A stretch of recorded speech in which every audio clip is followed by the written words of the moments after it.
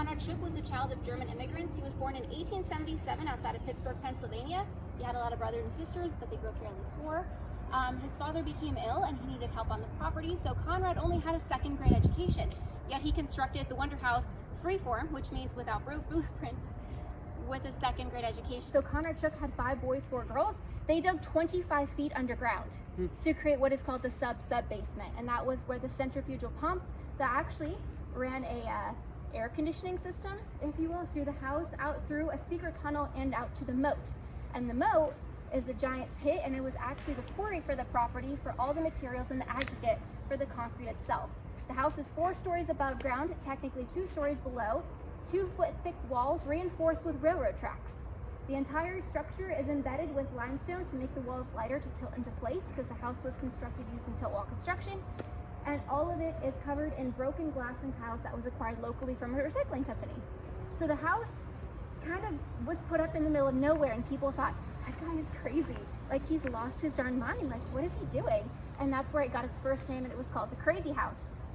Supposedly, Carl Ripley from Ripley's Believe It or Not gave it the name the Wonder House because of the air conditioning running through the walls. On the 4th floor of the house, there would have been large cisterns that collected rainwater.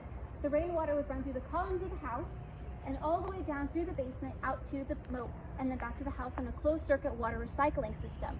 The water actually allowed the house to stay about 7 degrees cooler, and you could water all your plants at all the porches and on the balustrades of the staircase.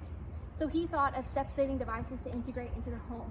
The house was very well known for its wild inventions, and it became a tourist attraction in 1934, and it was Florida's #1 attraction in 1937.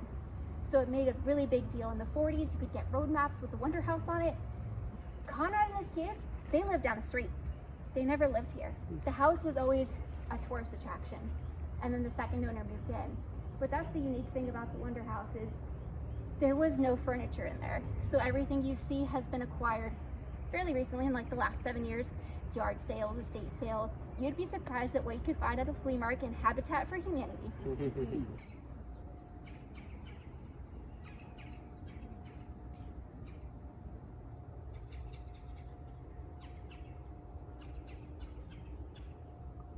Are y'all ready? Yes. Come on in.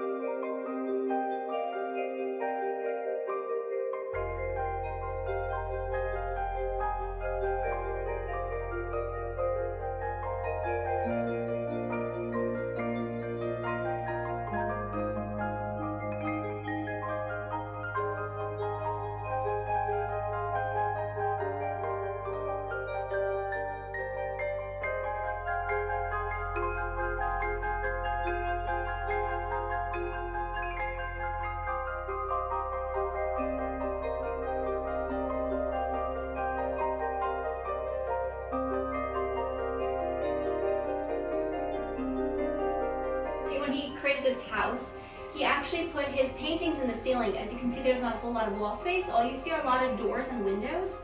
So what he did was, because he was a concrete genius, everything that you see, they're kind of like inverted bathtubs on your ceiling, right? So they're painted gold, and that's a concrete frame that's bolted to the subfloor above you. Everything that's painted the dark blue with stars, that would have been an original oil painting with Florida stain. And they would have been removable. So you would have been able to turn knobs on the corners and switch out your ceiling panels. And it would have been a giant painting that would converge in the center. And so for the holidays, so you could change it to Christmas trees and Rudolph and Santa. And then for Halloween, you could have black cats and cemeteries. And all the original paintings, unfortunately, are gone throughout the years. This is one of the cardboard stencils that the children, so primarily all the work was done by children. You know, here you go, child labor. What they would do is they would take all the tiles and they would wrap them up in newspaper, and they would follow these cardboard stencils and they would set them to the concrete itself. And then when you smoothed out the surface, all the newspaper would disintegrate and you'd have a nice clean floor. And it's funny, if you look closely at the floor, you can see the seam lines of all the work that was done, because everything was done in stages. It took them about 8 to 14 weeks to do all the work. And then you can see there was a lack of communication where some of the lines don't quite match up with the kids. Again, these are like high school, middle school, elementary school kids doing the work. So he's actually showing you how to use the watering system. And that's actually in the walls. This would have been part of an open front porch system, so there would not have been a wall here, and it would have wrapped around the front of the house. So you could water all your plants, and Conrad Shook actually liked to brag that he had better water pressure than the city of Bartow. And I believe that because it's terrible.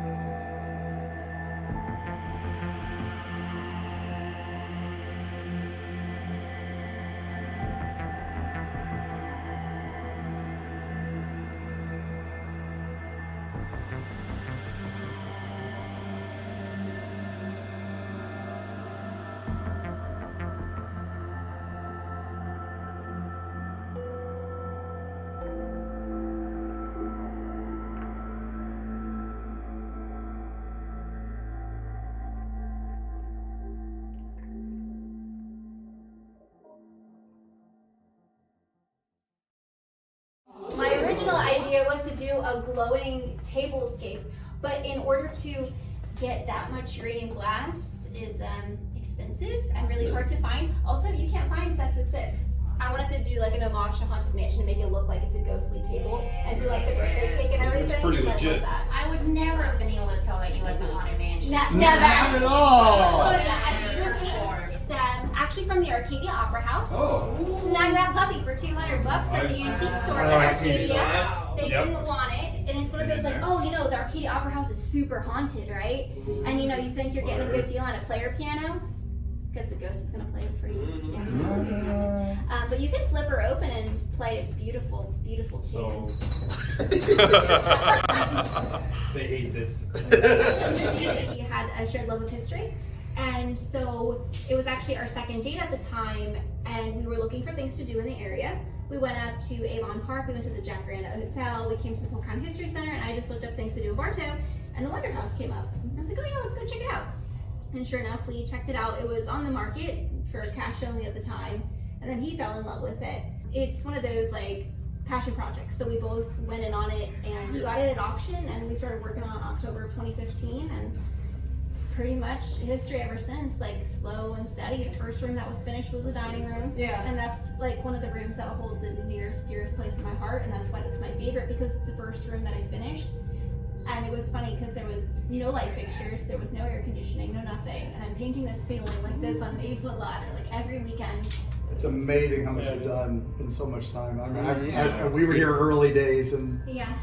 we only had a few rooms done, and now it's incredible. It's coming together. The upstairs is coming together slowly. The basement will be together once I get it all cleaned up. Right now it's just chaotic because of the hurricane. So when do the tours start? Tours start this Friday. Wow. So in order to take a tour, you must book online in advance, and there is no money up front. I do not take credit cards or anything. It's just cash when you show up in person, because things happen, traffic, accidents, kids get sick, dogs get sick, whatever have you. And so it has to be booked in advance, like your reservation, because you can't just show up. Again, it's a full-time private residence, and the tours do hit capacity. Like when I tell you the night tour sells out, the moment I say that it's open, it's gone. Same thing for Christmas. Okay.